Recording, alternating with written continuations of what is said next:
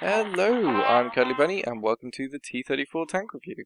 The T34 is a premium tier 8 heavy tank in the American line. It costs 12,000 gold, and well, hopefully by the end of this review you'll decide whether 12,000 gold is really worth it for this beast.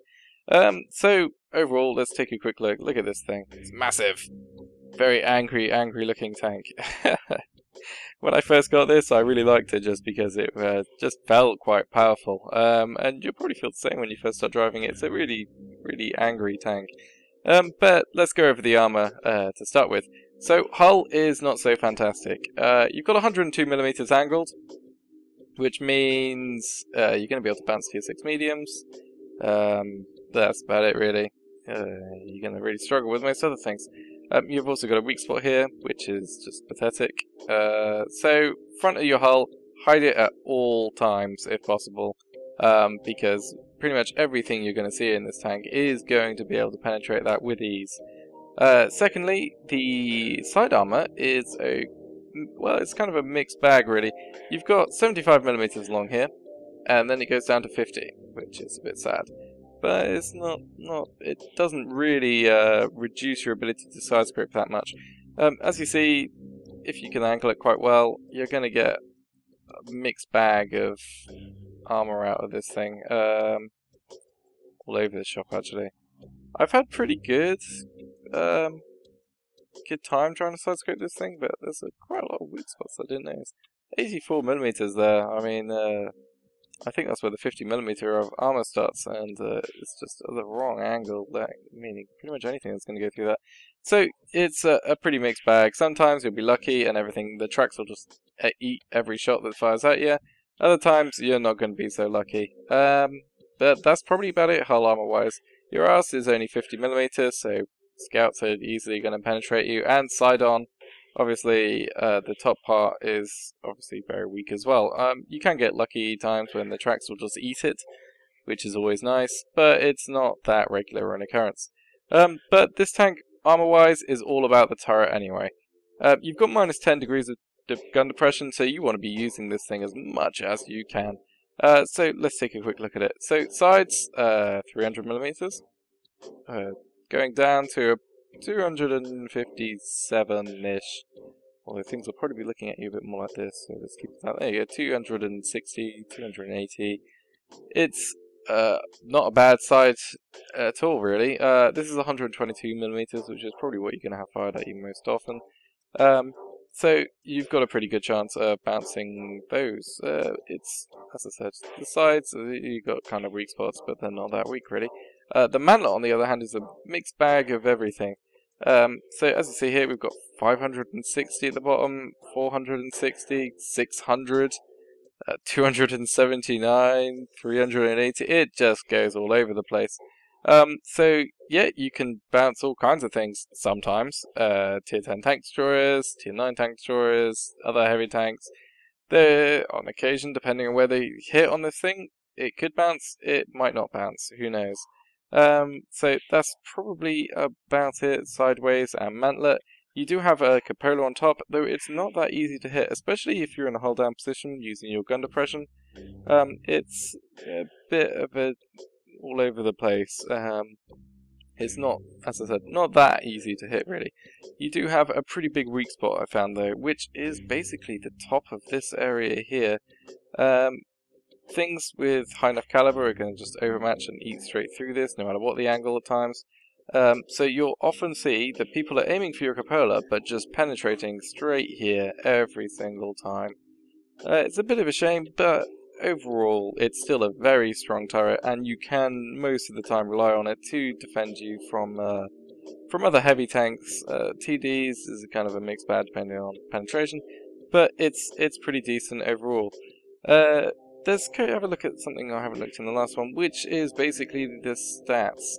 As you can see, the redeeming features of this tank are basically penetration, the damage, and the accuracy, and the gun depression. Everything else is god-awful, basically, apart from economy, obviously, but this is a premium tank, so that's what you should expect. It gets regular matchmaking, so you are going to see tier 10 tanks in this, and you see them quite often. Overall, everything other than the gun, and the turret armor is subpar in general.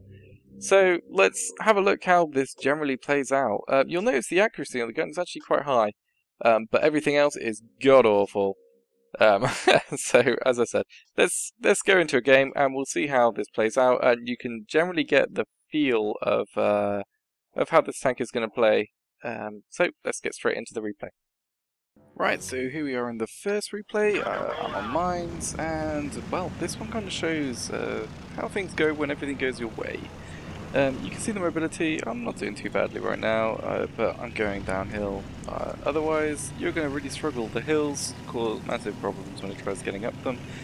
But I guess it is a heavy tank, so it's kind of what you should expect. But the other really bad feature of this thing is the slow turret traverse and tank traverse at the same time, meaning an IS or anything else. Well, like a lot of the heavies can actually circle you if you're tracked. And even sometimes if you're not tracked, it's a real problem with this tank, but you can get over it after a while. The other problem is also sometimes you can miss getting shots off on targets just because it takes so long for you to get around. But this showcases two things. One, how the gun behaves when it's in a good mood, which apparently was in this game. It was in a really good mood in this game. It's in a lot less of a happy times mood in the next few games. But as you can see, I planted a shot pretty easily, straight into that Type 59, and my turret is bouncing shots from anything that even wants to shoot at me anyway. So, what equipment have I got on this at the moment? I'm using, in this game, I think I was using Armour, vert stabs, and GLD. And yes, you do need a GLD and vert stabs most likely to make this gun perform how you want, unless you're right in someone's face. It's really that bad aim time. It's just feels god awful. Accuracy on the move, on the other hand, is actually not that bad because of how slow you drive.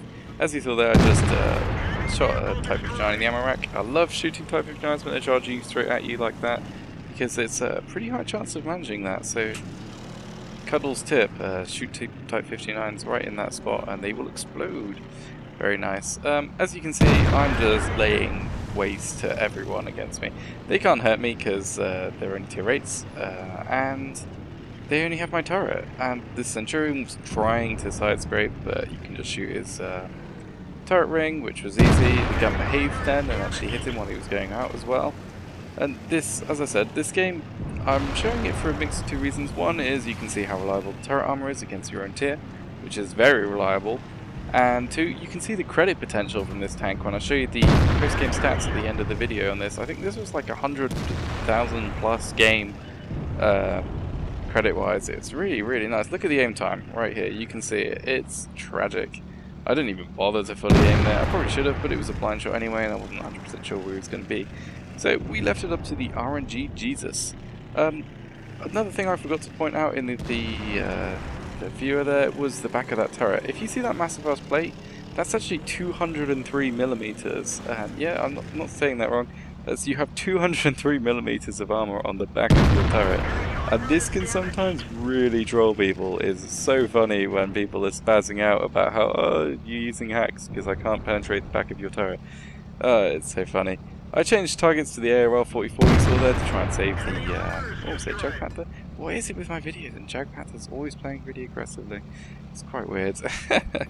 And here you can see this is the accuracy when it's fully aimed in. I set the video on fire. He shouldn't even be in this game, but he gets finished off by the Jag Panther. So that's this game, and I mean that was a really quick game. We're not even 4 minutes in yet, and everything's dead. That's 3,800 damage. And I don't think I really get to do anything else in this game. You can see this thing is struggling to move. Once it gets going, as with most tanks, you can kind of keep going, especially when you're on a downhill slope like this. But here you'll see the accuracy of the gun causing me a little extra damage. Trying to aim on this Panther, but just the aim time is an eternity, so I don't get the last shot on it. But whatever, let's move on to the next game, and we'll talk more about some other tactics you can do. Okay, so here we are on Airfield. I'm platooned with Evan and Sir Matthew, and ooh, nom nom nom. Very low roll there at 330, but it's still, I got to hit him and I didn't get hit back. And here you can see the kind of reverse and forwards backwards on this. It's slow as well, and where did that shot go? Seriously? This gun annoys you so much sometimes. It seemed like it just went straight through his tank without registering it. It's just, I think it went underneath him actually. This one actually hits its target, which is nice, but as you see, as I just said, it kind of depends on what the mood the gun is at the time of firing, whether it goes anywhere where you want it to or not. And as I said before, the equipment, you do need a GLD and vert stab really. I have tried it with vents, vert stab and rammer, but this just feels so much better. You will notice a big difference in not getting misses every other shot basically. The reason for the vents maybe over a GLD is because the reload time is pretty tragic. Around 13 seconds, a little less on my crew. It might be a bit different for you, but yeah, it's a bit interesting sometimes. There you go, and there was it being in a good mood, and it hit the Hellcat when it probably really shouldn't have. So you get at either end of the scale, but it's mostly bad usually on this thing. So, as I was saying, sorry, back to the forwards and backwards speeds, it's not that fast for that, which can sometimes get you in troubles because you pile around the corner, take a shot, and then you try and pull back, but you will get shot a lot in return. I did that really badly. I mean, first off, I gave way too much of my side ram when I was getting in the corner. I should have been hugging the right side of this hill here. Secondly, I was not expecting the IRL-44 to be there for some reason. I really should have, because I'm pretty sure it was already spotted before that a while ago. But I was kind of more seeing what was around there, and it cost me half of my health, and it almost cost us the game actually, because this is one of those games where me, Evan and Matthew have to kind of carry quite hard to ensure a win. It gets a little bit boring at this point, and you're going to find yourself in these situations a lot. Due to your lack of hull armor, being really aggressive is a problem, just because you know you're going to take damage. Especially in one of these maps where you've got campers sitting 1,000 miles behind the line. As soon as I go around this corner, I'm just going to get my ass handed to me. So this is kind of actually one of the problems I have with border tanks in general, is this slow pace. This Nassau has given up on the slow pace of the game. Helm decided to slow pace of the game and decided to commit suicide, and even thanks us for it. Actually, if he hadn't done that, their team might have won. You'll see how close this is at the end. They could have won this game really easily, and that guy probably cost them the game actually. So anyway, as I was saying, this is kind of a problem you're going to get yourself in, but this is the situation you're getting in most heavy tanks, where you're just not really sure what to do, because you can't push because, well, you can't push in this tank because you don't have the hull armor to deflect shots. So it becomes kind of a campfest, and campfests as they go, this is a pretty good tank for it, because you have got good accuracy if you're pre-armed on the corner. You've got very high alpha, so if they come around the corner they're going to get seriously hurt. Yeah, it's overall pretty good tank for most situations. I feel that this might be why quite often people on the forums, and I think even Evan said it, there's more of a second line support tank. Basically, it's not meant for pushing the game forwards and pushing flanks. This is probably one of the biggest problems I have with this tank. It doesn't fit my playstyle. I'm a pretty aggressive player, and I like something that I can force the game and force the enemy hand with, and this tank just isn't it most of the time, just because of that hull armor. But it does have massively strong suits as well, and here you can see the god-awful traverse speed. I mean, look at this. I might as well have just reversed up the hill and shot him, it would have been much quicker. But you've got to balance tanks, obviously, and overall this tank is pretty well balanced. Now on to the reload again. With 13 seconds, people seem to have like a limit where they think, okay, 13 seconds means I can rush him, whereas an IF-3, which has the actual similar reload speed, people don't seem to think that rushing them is a good idea. At the same time, because you have higher than 390 alpha, people are scared of getting hit by your gun more than they would be the 390 alpha guns for some reason. When, I mean, if you average it out, there's probably, well, there's only 10 difference in damage, so this tank is kind of prone to being rushed. And this is, there's a scenario, sadly I don't have a replay of it. You can kind of use this to your advantage, actually. I've got platoon mates with me, so I know if I get rushed. I've actually got help because Evan's right behind me. But you have that turret armor on your back, so quite often what I've found a good idea to do, which I will showcase a bit later, but sadly there was more than 2 people shooting at me. Well, that's not really a sad thing. But anyway, is if you're face hugging someone, they may try and shoot the back of your turret if they don't know that it's really well armoured, and which obviously, as I've said before, you have 203mm on the back there. So you've got a pretty good chance of even bouncing from there. This is, well, sorry, I'm kind of rambling on here, but the reload is still not that bad for 13 seconds. Yeah, so let's have a look more on what's going on in this game at the moment. So sadly, Matthew has died, because in all of my videos Matthew must die. Evan's kind of clearing up, and you'll see we're quite outnumbered, and we have been for a little while really.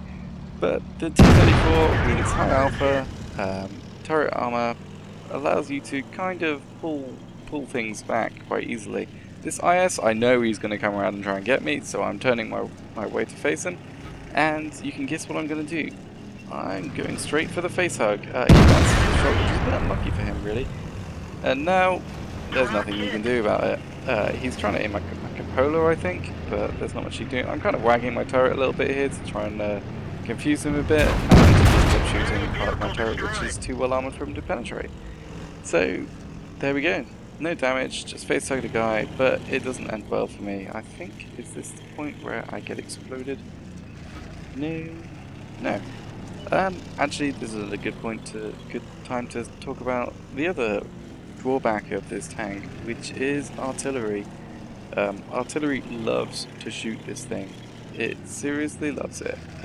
Sadly, I got for that, but that was my bad play. There we go. You're a massive target, and you're extremely slow to hit. So they're gonna hit you, it's gonna hurt like hell, and it's actually, if they're using armor piercing or even some of the HE, it's gonna penetrate you as well. I have been one-shotted in this tank quite regularly, because you can't get out of the way quick enough, and you're a massive target, as I've said. So let's go over my final thoughts while Evan mops up the rest of this game. Mobility, it's bad. I'm giving it 3 out of 10 in total, just because of the turret traverse, and the track traverse at the same time. It just makes you such an easy target for being circled. I mean, it's probably easier to circle this thing than a tank destroyer. Actually, it feels just like a tank destroyer. It's so slow. So yeah, that's the major problem. Even the forward and back speed would be livable if it wasn't for that. And yeah, that's all there is to say about mobility wise, really. So on to armor. 6 out of 10? That sounds probably about right. The hull armor is bad, as you've seen, but you can sidescrape, and the turret is just such a massively redeeming feature. You can bounce like up to tier 10s, as I've said, which is just fantastic when you have to carry. Yep, that's almost all there is to say about that as well. Honourable mention to the back of the turret with its ridiculous 203mm. That's insane, but very nice anyway. So onto the gun. The main feature really of this tank, it's probably the best gun on a heavy tank in tier 8, I want to say that because it probably is true. It's such a beast of a gun. Massive amounts of penetration, 248mm on this tier is ridiculous, and it allows you to kind of be a threat even to the tier 10 tanks. 400 alpha is pretty good as well. I mean, really it's comparable to the 390 alpha guns.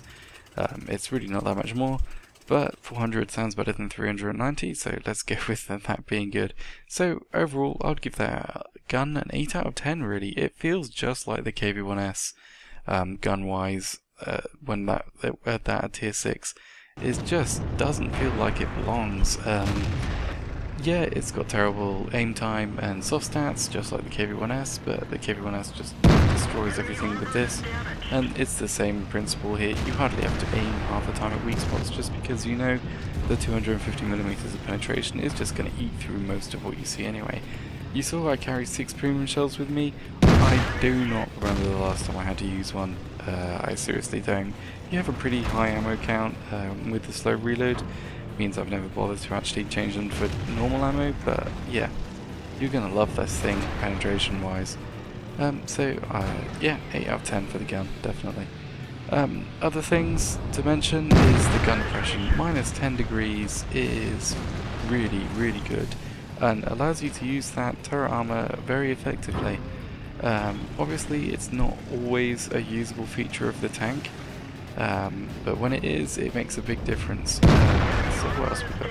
360 meters view range. It's really adequate, just maybe you could call it. Even for a heavy tank, that's pretty bad at this tier. So don't expect to be spotting anything, because you won't be with that amount of view range. And another mention, which I've said a couple of times I think already, is a bad point being that you get primaried by RT'd so much. It will cause so much frustration, and you'll probably get really annoyed with the tank at time just because of it. So let's kind of overhaul all of that. I'm going to give this tank probably 7 out of 10. Yeah, I think that's pretty fair, just because the gun is a massive health boost to it, despite its trolling factor sometimes on you. And the other part is the money making. This thing rolls in money, which is definitely nice for a premium tank and 12,000 gold that you've spent on it basically. It's really, really good. Also, I don't know if I mentioned this or not, but the crew slots line up perfectly with the other American heavies, so it's also a crew trainer. Really nice tank. Overall, I think it's worth the 12,000 gold I spent on it. I've had over 200 and something games, and I've not really regretted buying it in any of those. The games it's underperformed in have mostly been my fault, and then the others were usually RT one-shotted me, or the gun was trolling me really hard that game. So that probably just about sums it up for this review. Thank you very much for watching. I hope it's been useful to at least someone if they're trying to decide whether to buy this tank, or maybe even just to help to kind of figure out how you should play it. So yep, thanks for watching, subscribe if you like, and I will continue to do more videos. So I will see you all next time.